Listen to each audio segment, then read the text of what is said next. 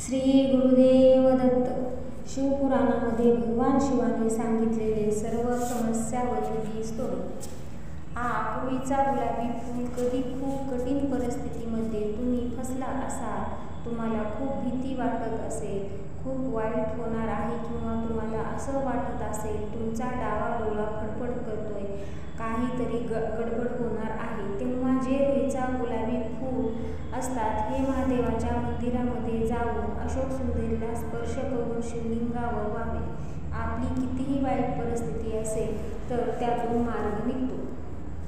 ज्यांचा विवाह होत नसेल किंवा पत्रिकेमध्ये मंगळ असेल त्यांनी मौन प्रदोष करावा. मंगळवारी जो प्रदोष येतो त्याला मौन प्रदोष म्हणतात. कमरेच्या खाली फाटलेला कपडा कधी चुकून सुद्धा घालायचा नाही. ज्यांचा कपडा फाटलेला असेल त्यांना आयुष्यभर शरीर सोडत नाही, दरिद्र केल्याशिवाय राहत नाही. भगवान शंकराला दिवा ओवाळला तर ज्ञानाची प्राप्ती होते. भगवान शंकराला विड्याचं एक पान वाहिले तर भोग संपत्ती प्राप्त होते. एक बिल्वपत्राचे झाड लावले तर 1 कोटी शिवमंदिर बांधण्याचं पुण्य मिळतं. त्या बिल्वपत्राच्या झाडाखाली 1 प्रदक्षिणा घातली तर विश्वातील जेवढे तीर्थक्षेत्र आहेत तेवढ्या तीर्थक्षेत्राचे दर्शन घडते.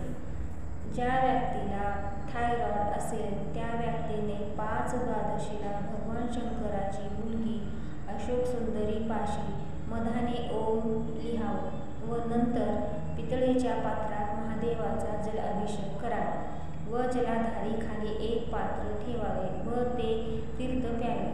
द्वादशीच्या दिवशी दुपारी 12 वाजता ज्या लोकांना थायरॉइड आहे, ज्या लोकांनी ग्रहण केलेले आहे त्यांना थायरॉइडमध्ये फरक पडतो. जर तुम्हाला शत्रू त्रास दिला असेल आणि तुम्ही त्यावर मात करू शकत नसाल तर शमीपत्राला गंगाजलाने धुवून शिवलिंगावर अर्पण करावे. यानंतर तिथे बसून ओम नमः शिवाय 108 वेळा जप करावा. असे म्हणतात की या उपायाने सर्वात मोठा शत्रू देखील तुमच्या पुढे झुकेल. कुटुंबामध्ये कोणत्याही प्रकारची समस्या असेल तर सोमप्रदोष हा उपाय विशेष मानला जातो.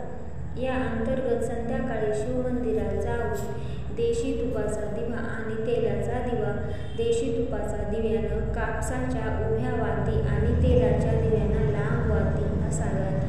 प्रत्येक प्रदोषला हा उपाय करा, त्यामुळे घरामध्ये शांतता कायम राहते.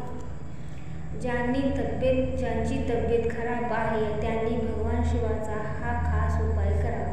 यासाठी प्रदोषाच्या दिवशी संध्याकाळी शिवमंदिरात जाऊन देवाला सुके खोबरे अर्पण करावे. यानंतर तुमच्या उत्तम आरोग्यासाठी भोलेनाथाची प्रार्थना करावी. असे मानले जाते की हा उपाय केल्यास व्यक्तीचे आरोग्य सुधारते. अनेकांच्या कुटुंबामध्ये जीवनामध्ये अडचणी येतात. अशा लोकांनी दह्यामध्ये मध मिसळून ते सोमप्रदोष व्रताला भगवान भोलेनाथांनी अर्पण करावे. असे केल्याने घरातील संकटे संपतात आणि कौटुंबिक जीवनामध्ये शांती आणि प्रेम येते असे मानले जाते. जर आपण प्रदोष करत नसाल तर शिवलिंगाच्या जिथून पाणी खाली पडते त्या ठिकाणी भगवान भोले बाबाचे चरण असतात. त्या ठिकाणी समोरून पाणी पडते तिथे आपला तळहात थोडा वेळ लावावा आणि भगवान भोले बाबांना पंचाक्षरी मंत्र किंवा मग श्री शिवाय नमस्तोत्र किंवा महामृत्युंजय मंत्राचा स्मरण करून आपली मनातील इच्छा भगवान भोलेनाथाला सांगावी. आपली इच्छा लवकरात लवकर पूर्ण होते. जो व्यक्ती खूप आजारी राहत असेल, खूप परेशान झालेला असेल तर त्या व्यक्तीने शिवलिंगावर अर्पण करावे. ते बोर आपल्यावरून उतरून शिवरात्रीच्या दिवशी दुपारी 12 वाजता शिवलिंगावर अर्पण करावे. आपला रोग 3 महिन्यामध्ये समाप्त होईल. शिवपुराणानुसार धनप्राप्तीसाठी पाण्यामध्ये तांदूळ मिसळून शिवलिंगावर अभिषेक करावा. असे केल्याने पैशाशी संबंधित समस्या दूर होतात आणि कर्जाच्या समस्येपासूनही आराम होतो. पाण्यामध्ये काळे तीळ मिसळून शिवलिंगाचा अभिषेक केल्यास सर्व पापे नष्ट होतात आणि जीवनामध्ये सर्व संकटे दूर होतात. यामुळे अशुभही कमी होऊन शुभता प्राप्त होते आणि सर्व प्रकारचे सुख प्राप्त होते. वितरण करून आशीर्वाद घ्या. पाण्यामध्ये जव मिसळून शिवलिंगाचा अभिषेक केल्याने आनंद वाटतो आणि पितरांचा आशीर्वादही मिळतो. त्याचबरोबर गहू अर्पण केल्याने वंश वाढतो आणि कुटुंबातील सदस्यांमध्ये परस्पर प्रेम टिकून राहते आणि नकारात्मक वातावरणाचे सकारात्मकमध्ये रूपांतर होते. लग्न करायचे असेल तर करा हा उपाय. शिवपुराणानुसार लग्न करू इच्छिणाऱ्या लोकांसाठी शिवपुराणामध्ये उपाय सांगितलेला आहे. शिवपुराणानुसार अविवाहित व्यक्तीने दररोज बेलाच्या फुलाने भगवान शंकराची पूजा केली तर त्याची इच्छा लवकरात लवकर पूर्ण होते. जुईच्या फुलाने पूजन केल्याने कधीही धन आणि धान्याची कमतरता भासत नाही.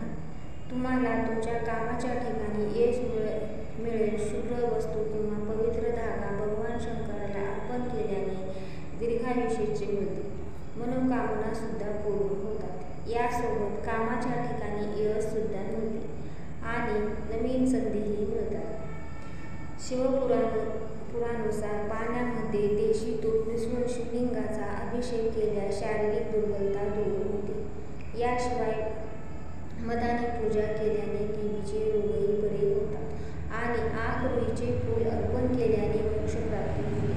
शिवपुराणानुसार एखादी व्यक्ती शारीरिक आणि मानसिक रूपात कमजोर असेल तर त्या व्यक्तीने दररोज गाईच्या तुपाने भगवान शिवाला अभिषेक करावा व आपली मनोकामना पूर्ण होण्यासाठी दररोज 1 लोटा जल सारी समस्या का हल.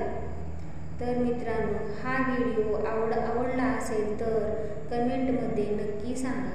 व्हिडिओला लाईक, शेअर आणि चॅनलला सबस्क्राईब नक्की करा. धन्यवाद. श्री गुरुदेव.